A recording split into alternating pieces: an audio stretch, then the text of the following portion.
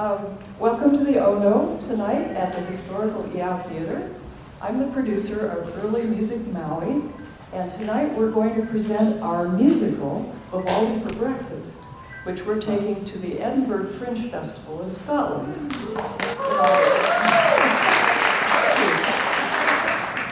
And our play is a co-production between Early Music Maui and also Maui on Stage. The cast and crew that you see tonight are going to Edinburgh, with the exception of two actors, Dale Button and Derek Nakagawa. They are substituting for two of our actors, Will Brown and Joe Spangler, who live in California and couldn't be with us tonight. I would really like to thank Dale and Derek for generously donating their time to be able to fill in for us so that you can see a preview of what's going to Scotland. I also wanted to say that an incredible amount of work goes into taking a show to Scotland, as you can imagine. We've been preparing and planning this for over 2 years. Tonight is one more step in the process. What you'll see up here on the stage is the exact dimensions of our stage limitations in Edinburgh. So we have it taped out,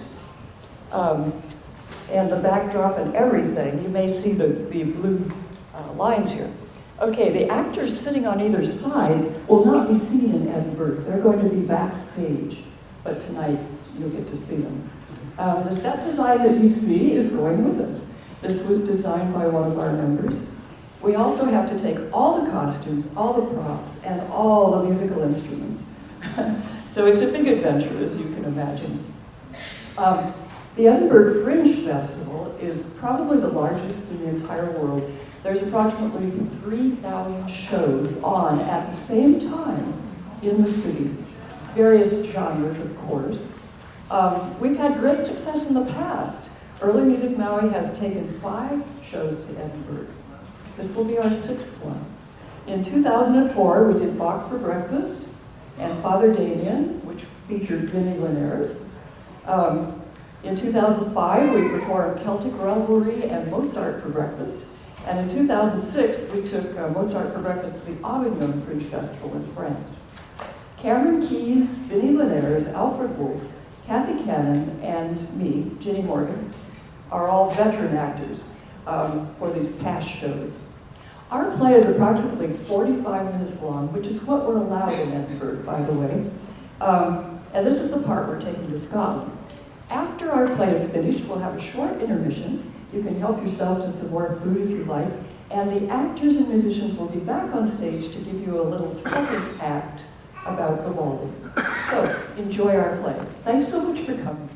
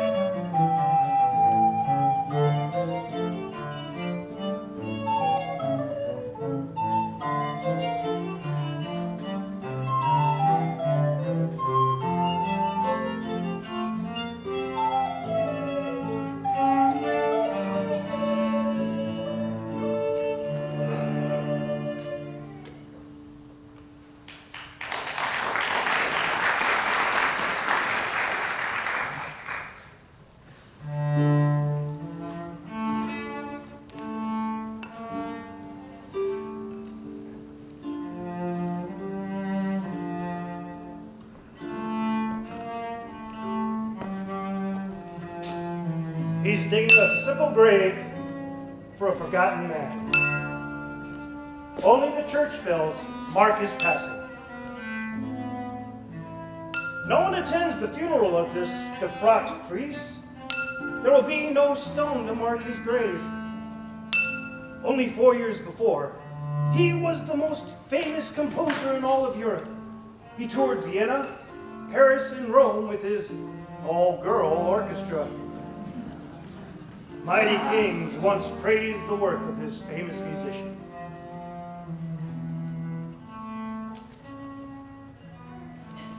So, how did it happen that he met with such an inglorious end? You may know the story, but history needs drama to paint the colors. Musicians, if you please, la danza pastoral.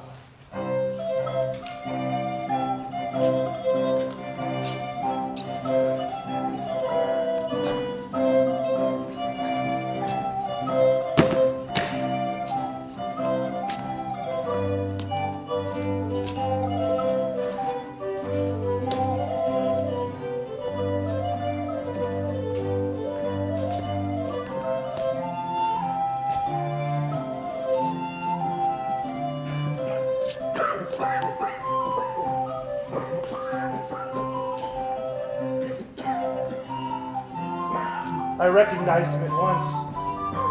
This must be none other than the musical Red Priest of Venice. Even in Saxony, the center of the musical world, he was famous.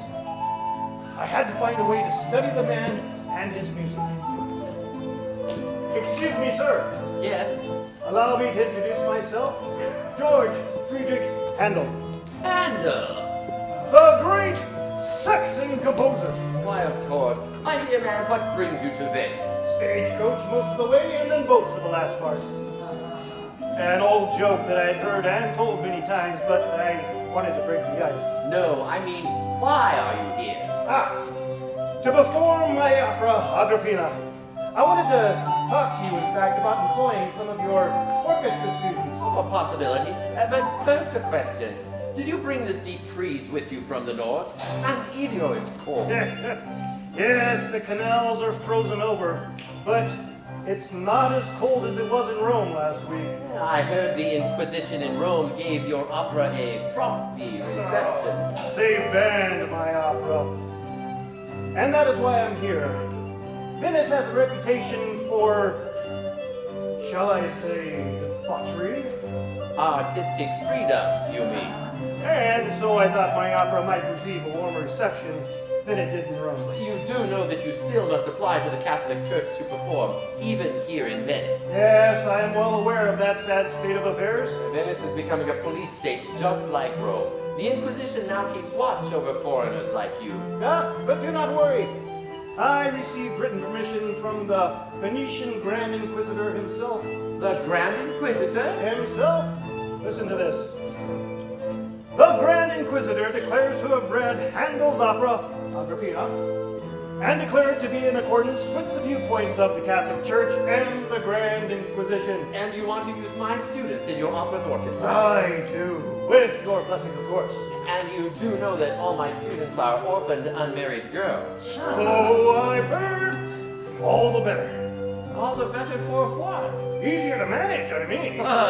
You might think so. But wait till you meet them. You'll be singing a different tune then. I'll take my chances. Though it is true they would like to perform with the famous George Friedrich Handel. The great Saxon composer. Yes, of course, but But? we must be careful. Things are not the same as they used to be. The Grand Inquisitor has spies. That man over there, for example. He could be one. Come this way. Do you know that your all-girl orchestra is the scandalous talk of all Europe? How is it that the Inquisition allows you, a priest, to travel with a gaggle of unmarried women? Traveling with a gaggle, as you put it, of unmarried girls was not my choice. The church assigned me to this job. Assigned you to work with these girls? How can that be? Well, I was originally a priest, but when I became too ill to say Mass, the church reassigned me to be conductor of the Orphan Girl Orchestra. And now my orchestra makes money for the church. A lot of money. I see. My girls are very popular. Audiences flock from all around to hear them play music and gladly give up many pretty pennies for the privilege. And so, once again, the church sacrifices its ideas of morality for the sake of the almighty ducat. I assure you, there is nothing immoral to behold. Even in an overnight trip? Why, on overnight trips, I get most of my best work done. I can imagine. Like working by candlelight late into the night. If that's how you prefer to do it. Are you insinuating something? No, not at all. I cannot wait to meet your girls. Well, then come by the Pietà tomorrow morning. The girls will be rehearsing then. And if the Grand Inquisitor gives his permission, then you shall have your choice of my girls. My choice of your girls. For your orchestra, I mean. Yes, of course. So do I.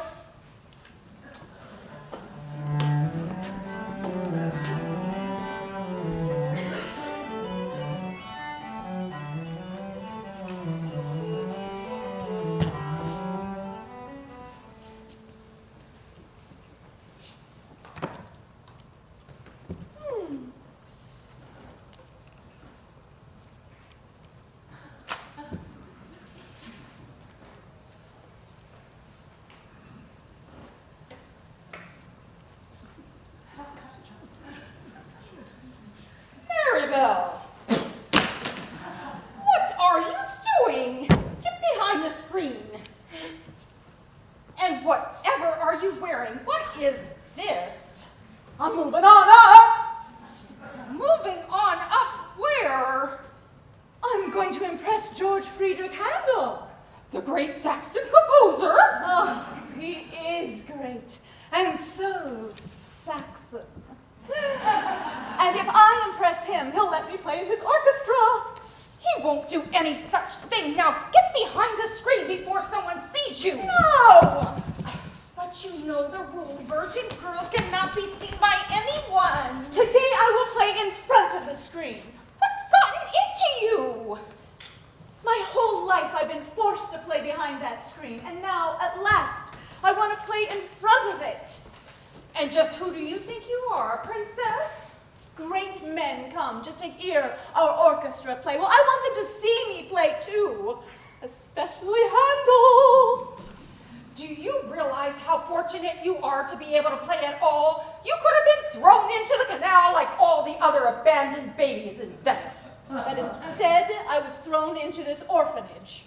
Are you comparing this orphanage to a garbage street canal? No, it's worse. Don't forget, Father Vivaldi trained you to become the musician you are today. I've always been Father Vivaldi's favorite. Vivaldi likes all you girls the same. No, he likes me best. I can feel it. He's like a father to me. He is a father to you. He's a priest. I mean, a real father, not a priest. Some days I imagine he actually is my father, and you just don't want me to know. What a ridiculous thought! Now get behind the screen before the Grand Inquisitor arrives! And what if I were no longer a virgin? What? Well, if I were no longer a virgin, I wouldn't have to play behind the screen. I wouldn't have to stay hidden, would I? Get! Ah! I hear the Inquisitor coming.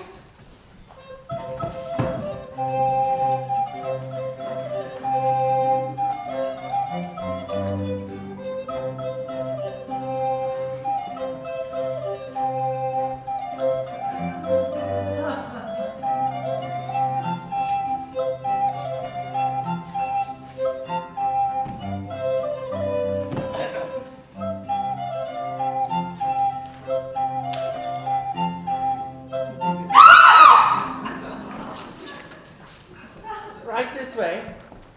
Ah, Mr. Grand Inquisitor. So nice to see you this morning. I have heard nothing more voluptuous than this music. Thank you.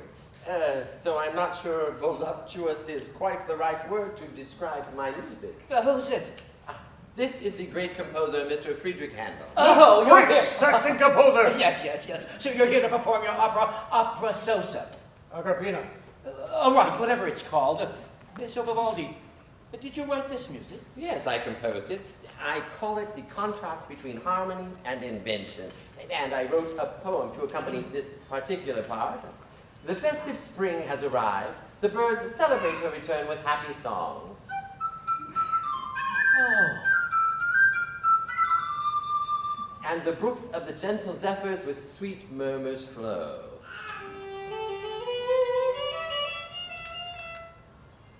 Excellent use of texture to create the melody and creating the overriding harmonic structure.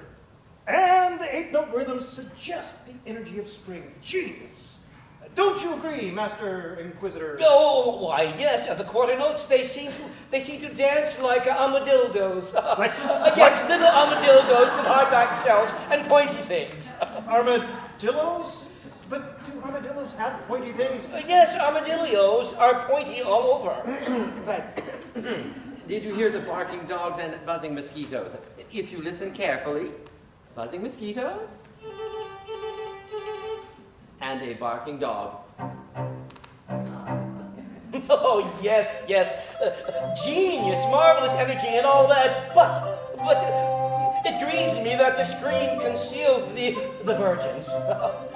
I mean those divine angels of harmoniousness.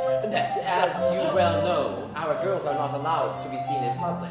I am not the public. I am the Grand Inquisitor. The church, you, after all, made the rule. A silly rule. I must be allowed to gaze upon the harmonious bodies of these girls. Does he always talk like that? I'm afraid so.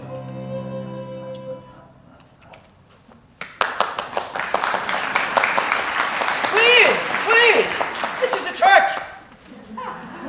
Don't you know your manners, sir? No clapping. You may cough, you may sneeze, you may shuffle your feet, or blow your nose and wipe it on your shirt to show your appreciation.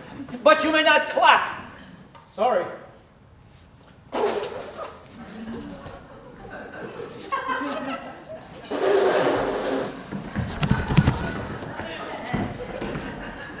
So you enjoyed my music then? Oh, yes, very much.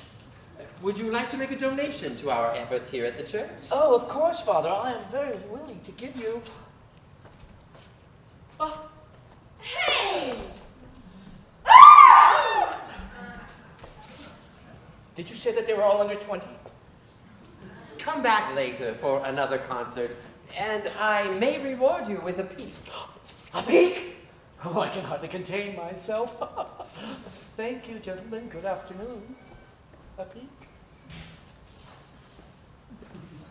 Brilliant! They perform your music, the church makes money, and you give these orphan girls a virtuous path in life. Without you, they would be consigned to a living hell. Or marriage. Same thing. Or the nunnery. The nunnery! Oh, don't speak of the nunnery. But here, they can remain in the orchestra forever.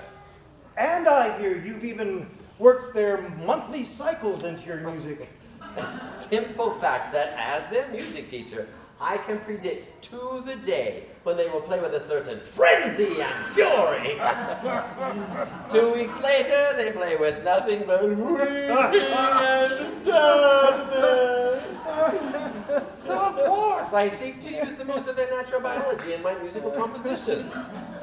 Genius. Well, if you say so. Now, let's talk about the role your girls might play in my opera. Happy to. But first, my good friend, I have rehearsal. I need to work in a new singer to the group. This woman, she truly has one of the most beautiful soprano voices I've ever heard. What's her name? Anna. She's settling into my apartments. This girl, Anna, she lives with you? Well, for the time being, yes. She's only just arrived. And she might be perfect for your opera. In fact, if you were to take any of my girls, Anna would be the one. This Anna sounds impressive. I look forward to meeting her. Yes, but rehearsal first, then I will introduce you. A fine plan. Until we meet again.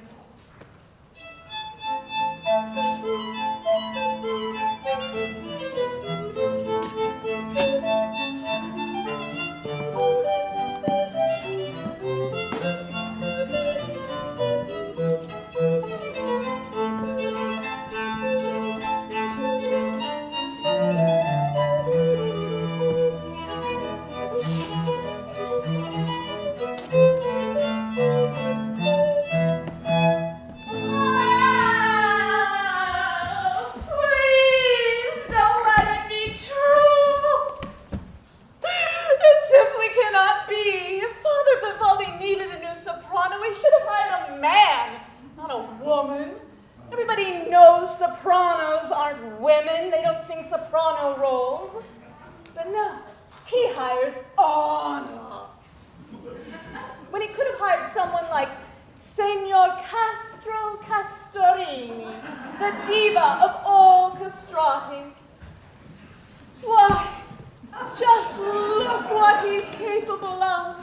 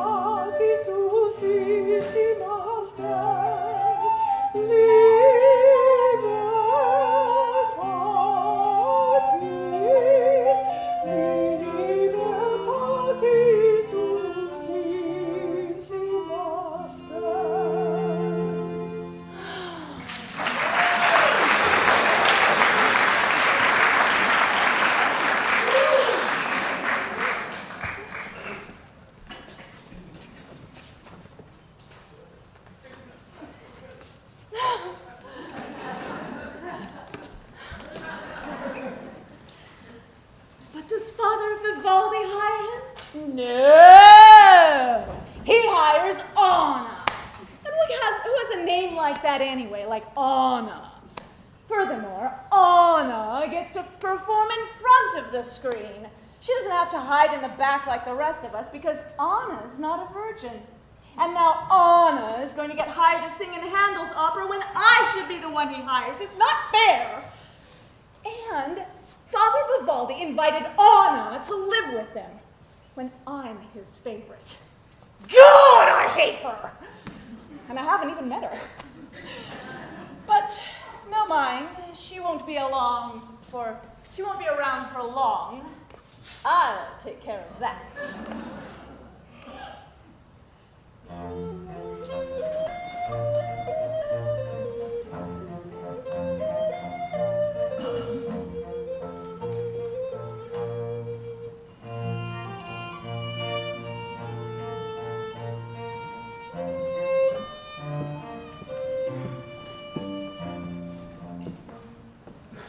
Come, Anna, I'm writing a new song for you to sing. About love, I hope. Yes, if you wish, it can be about love. But, my dear, listen to this melody.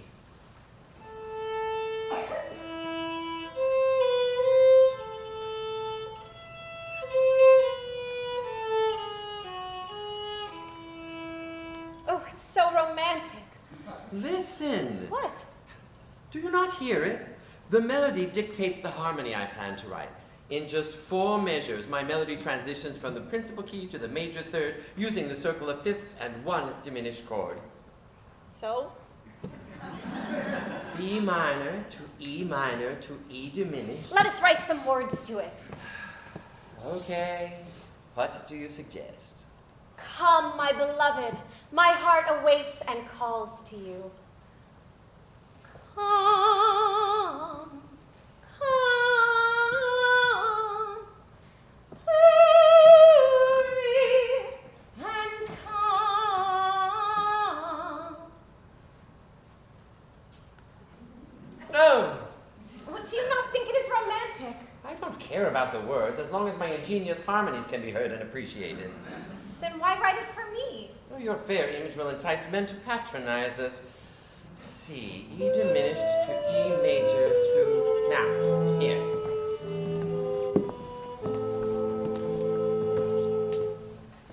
Vieni, vieni, oh mio diletto, che il mio cuore tutto affetto già t'aspetta, ogni or ti chiama. Vieni, vieni, oh mio diletto, che il mio cuore tutto affetto già t'aspetta, ogni or ti chiama.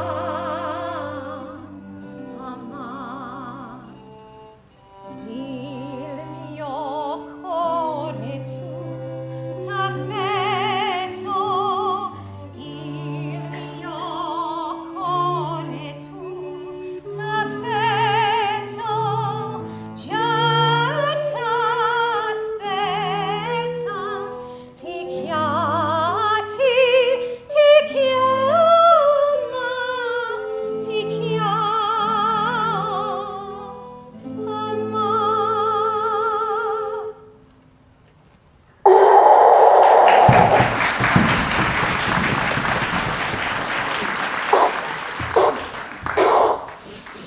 I'm glad you liked my music.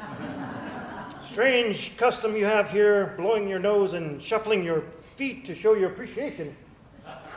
Doesn't everybody do that? No.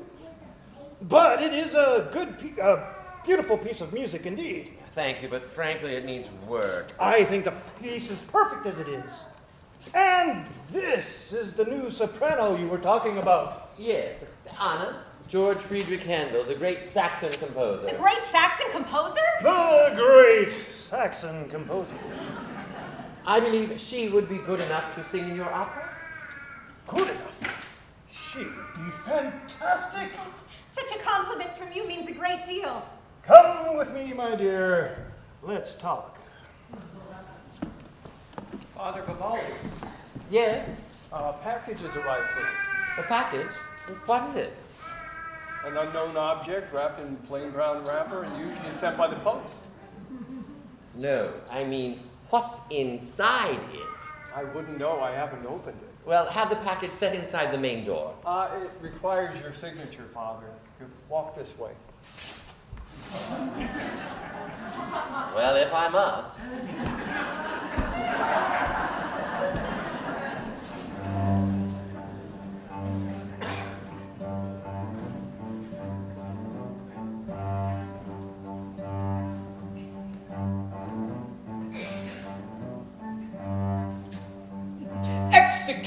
Executed, tortured, executed. On trial, in jail, on trial, executed, tortured. Good. I must say that the Inquisition is doing a rather good job in cleaning up this town. Don't turn around. Oh my, a robbery! You can have all my money. It's yours, but please don't hurt me. Shut up!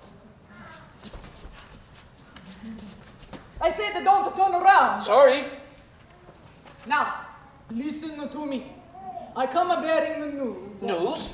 News you will want to know. No, I'm listening. It concerns Vivaldi. I knew it. There's an illicit relationship between Vivaldi and his new soprano. An illicit relationship? Oh, no. That goes all the way. Against your morality. And decency. And good Christian thinking. And then some. I must stop it. Indeed you must. Before it undermines the empire. Bring the full weight of the Inquisition down on Vivaldi's head. Okay. Okay? It's all right. Is that right? It's okay. Okay. It's all right. I gotta go.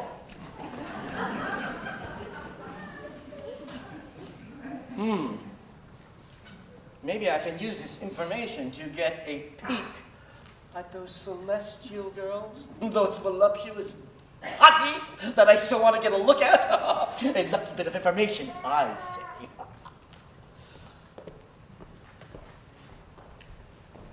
She is wonderful. I have to thank you for lending her to me for my opera. Of course, my friend. What is this? How did you get this medal? Well, I received it earlier today from Charles VI of the Roman Empire. Oh, but why? Well, he made me a lord, with a future promise to be my patron. Being made a lord is a real honor. And to have a patron. So you can create whatever music you see fit. True artistic freedom. Congratulations, my friend. Anyone can procure a medal from royalty if you agree to kiss flea bites on their dog's legs. I dedicated my Lestro Armanico to Charles VI with a cover letter that said something like, "Your infinite graciousness gives me the courage to place myself humbly at your feet. I am your Excellency's most devoted and obedient servant." So you weren't sincere. Oh, I was sincere, all right. Sincere about acquiring his patronage, which gets me out from under the thumb of the church. As you say, artistic freedom. You must be careful not to cross the church, Vivaldi. Accepting patronage from Charles VI could put you at odds with the Inquisition. I am already at odds with the Inquisition. They don't suspect you of wrongdoing, do they? No. At any rate, Charles VI liked my musical estras, said it reminded him exactly of the women in his court. He liked the frantic rhythms, no doubt, that only you can write. Look here. Your musical estrus was published in Amsterdam, and a young upstart German composer has already made a transcription for it for organ. Concerto for organ, transcribed from Vivaldi's Lestro Armanico by Johann Sebastian Bach. Never heard of him. He's a nobody, an unknown organist at the court of Weimar. He'll never amount to anything, but it proves that your music is popular throughout Europe. After all, imitation is the highest form of flattery. Well, so they say. Listen, so you can hear the transcription.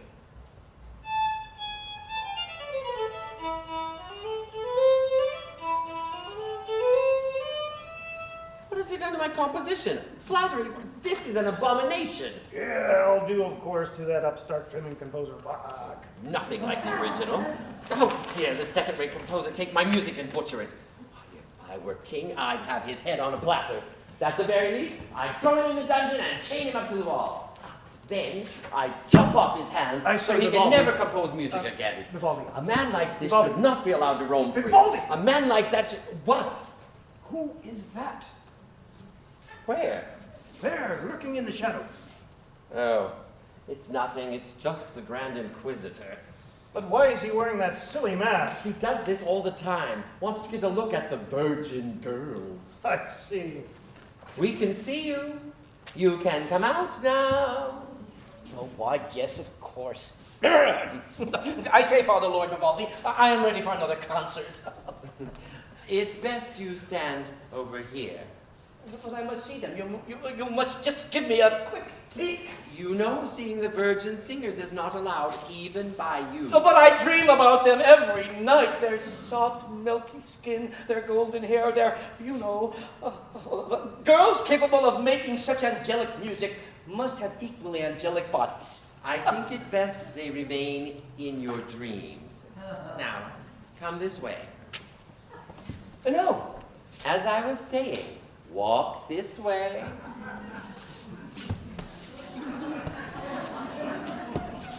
Vivaldi, I've had enough of this. I order you to show me your girls.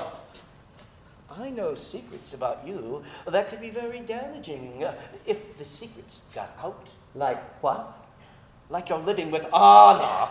And God knows what else goes on behind those closed doors. We are making music. Oh, I bet you are. The Inquisition does not look kindly upon the music that an unmarried man and a woman create with their bodies, and when those bodies are naked and they are grinding together. Am I being accused of something?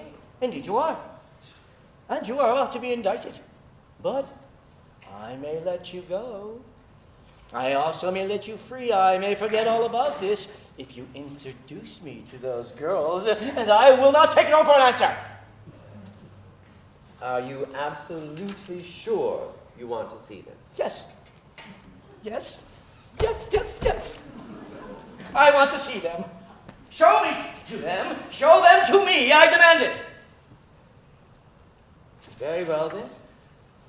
You shall meet my Vestal Virgins. Sophie de la Violoncello, come forward. What? Angelica della Flauto, please come forward. What is this? Some kind of a joke? Caterina della Arpa.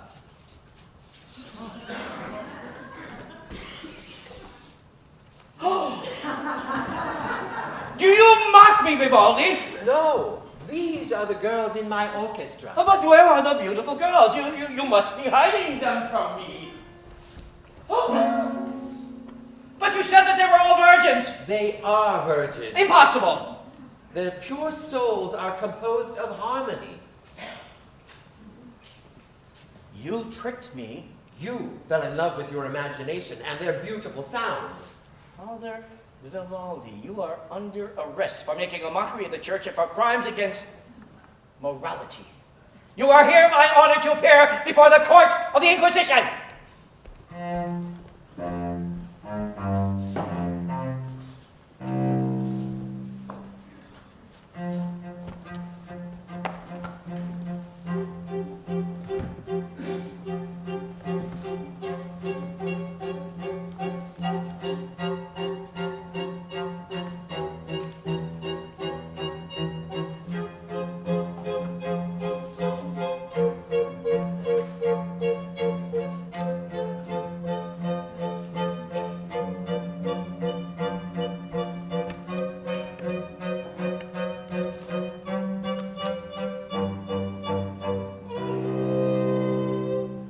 Father Lord Antonio Lucio Vivaldi, what say you to the rumor that you refuse to say Mass? Sir, my health prohibits me from standing at the altar for the length of a Mass. Our church reassigned me as a music teacher after I collapsed. What say you to the rumor that you lived with 200 orphan virgin girls and did more than just compose music for them? I composed music for the orchestra our church assigned me. I live for music and nothing else. But the fact that they were virgins meant nothing to me. But then why did you compose a musical estrus based upon their monthly cycles? I care nothing about their monthly cycles, except insofar as it serves my music. Ah, so you admit that you thought about it. Thought about what? Menstruation, women's menstruating.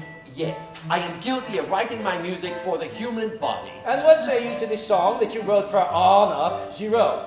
Come, my beloved, my affections await you and call to you. A simple secular song, but an excellent example of a four-measure transition. Would you have this court believe that you did not write this song for your lover? Anna wrote those words herself. Have you forgotten that you are a priest? I quit the priesthood years ago. You cannot quit. Once you are a priest, you are always a priest. No, I am an independent composer and I am free to write what I please. What say you to the rumor that you share a house and a bed with Anna Giraud? Anna helps me with my music, but she does not share my bed. No, then how do you answer the charge that you have had an illicit relationship with Anna Ishiro? Malicious tongues may say what they want, but I have never had relations with her. My health alone would not permit it. I ask you to believe me. I believe that all men, even godly priests, will tell lies to serve their loins, as it has been and as it always will be. Sir, I have lived only for music, and have faithfully served God and the Republic of Venice. I've written over 500 compositions for the girls' schools, and 94 operas through which Venice and the Catholic Church benefited royally. Does not an entire lifetime of music weigh more in the scales of justice than your idle speculation?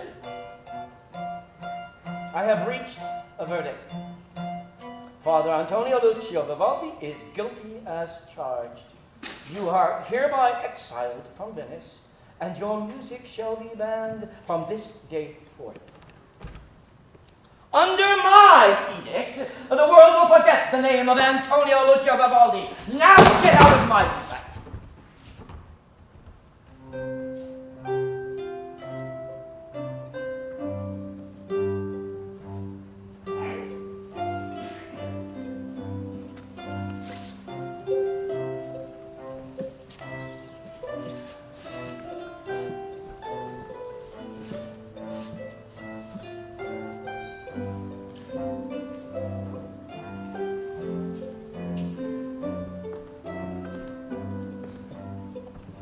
Because of the Inquisition, Vivaldi's music was banned in Venice, and his all-girl orchestra disbanded. He moved to Vienna to start over, but his soiled reputation followed him. He lived the last 4 years of his life in poverty and dishonor. Today I noticed a small death notice in the Venice paper which read, "The Red Priest, Abbe Lord Antonio Vivaldi, incomparable virtuoso of the violin and made famous for his concertos and compositions, died July 28, 1741, in disgrace as a result of his disorderly conduct." Sin often writes the histories, while talent remains a silent footnote. Perhaps with time, Vivaldi's work will be revered. You would like that.